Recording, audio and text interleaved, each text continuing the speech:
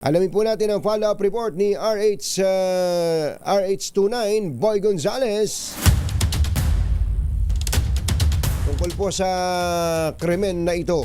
29 Boy Gonzales, come in boy!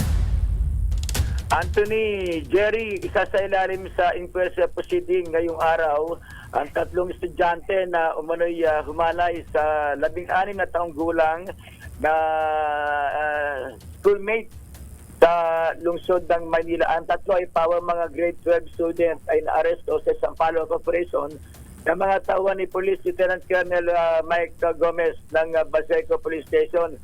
Dahil sa pangaling sa magandang dalagi ka raw to, sabi ng mga police, ayon katabi ko si Colonel Gomez ng Baseco Police Station. Na Colonel, pakikwento nga kapiraso lang, ilan po paano ba nangyari at nung magkasama yung biktima at tatlong suspect?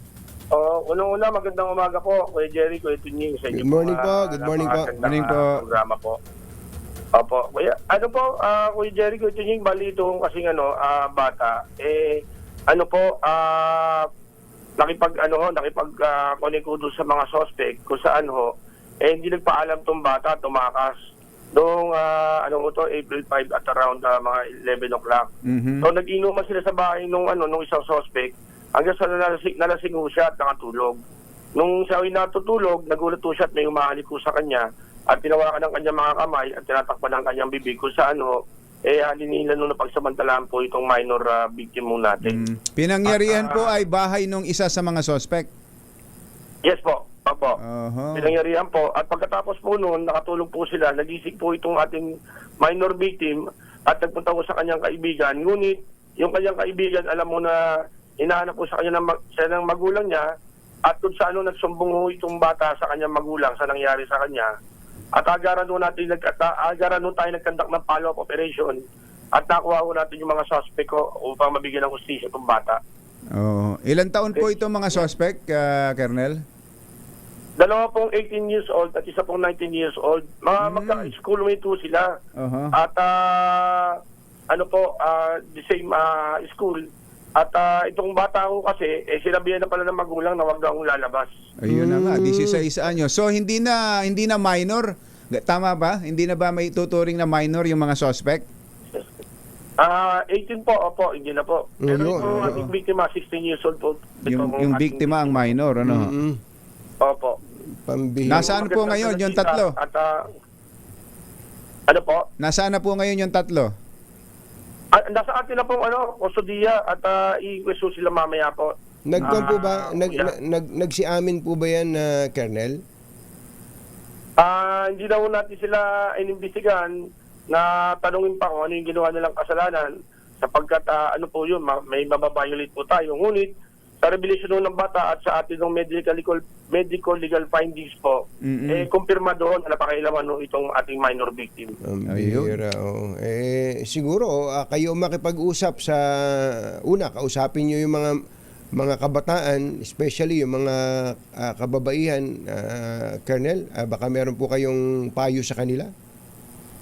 Opo, yun lang po, Kuya Tunying, at sana makinig ho talaga sa pangaral at pakiusap ng magulang kasi po hindi naman pababayaan ng magulang kanyang mga anak. Nakakalungkot man po, ito po yung isa sa mga nakakalungkot na kwento ng pagsuway o pagiging matigas ang ulo ng kabataan po. Hindi tayo nagbi-victim blaming dito biktima na nga siya. Subalit ang sinasabi lang natin ay sumunod sa payo ng magulang, ano? Oo. Opo.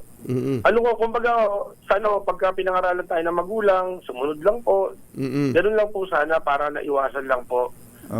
Kasi syempre, dalawa ng kabataan, hindi niya naisip yung mangyayari sa kanya. Mag-isa siya, tapos sasama sa saka yung inuman. Yung inuman. Yung sa 10 oras ng gabi. Opo, yung 10 oras ng gabi nasa medyo sana medyo mag-ingat po talaga. Sa bahay ba ng suspect walang gising ng mga pamilya? Yung dahil gabi na po, wala daw nakita yung ating minor victim kung hindi yun lang mga mga suspect lang po. Yung mga magulang, kapatid, Wala po siya nakita kasi late na ho nung gabi Late na yun. na. Alas 11 na nun. Oo. Okay. Thank you. Thank you po, Colonel.